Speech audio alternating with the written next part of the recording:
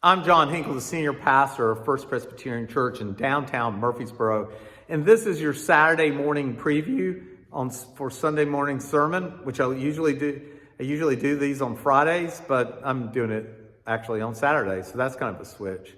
So this morning we're looking at our focus for the third Sunday of Lent, and we're actually going to kind of make a paradigm shift. For all this time so far, in the first two Sundays, we've been focusing on what does it take as an individual to follow Jesus into the world, knowing that in Lent, where Jesus is leading us is to Jerusalem, and eventually the Passion of Maundy, Thursday, and Good Friday that leads us to the cross.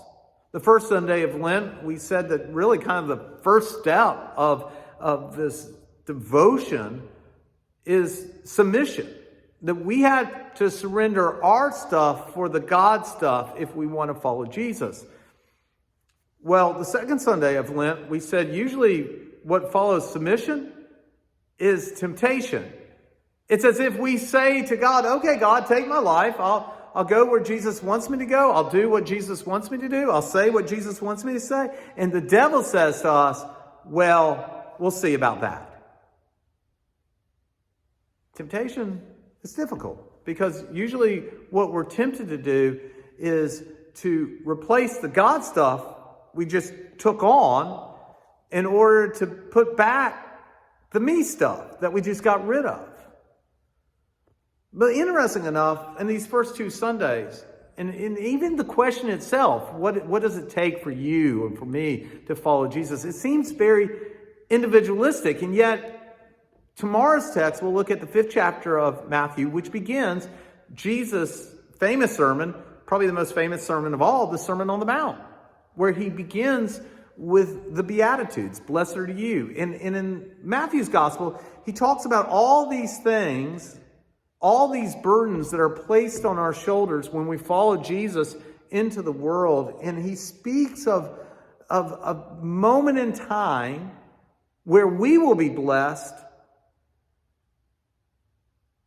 and we will receive such a blessing when we are in the presence of God. So I know you're burdened now, but somewhere down the road, you'll be blessed because of me. Again, that sounds very individualistic until all of a sudden, Jesus in the sermon does this kind of paradigm shift. He changes course because he says, you are burdened, by the way, not just because somewhere down the road you'll be called blessed. You're burdened in order for you to be a blessing to others. Jesus says, you're burdened in order to be a blessing as salt, as light.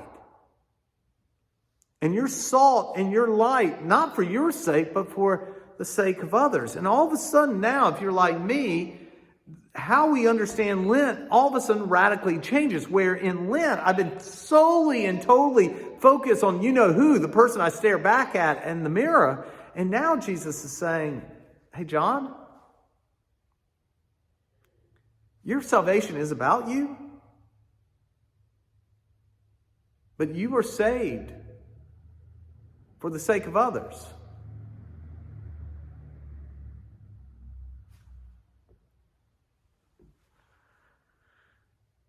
That's not easy. That's a struggle. It's a burden. I mean, I say to myself a lot, it's hard enough doing everything I think I've been called to do in the name of Jesus Christ for my sake. And now, Jesus is telling me I am called to live my life for the sake of others.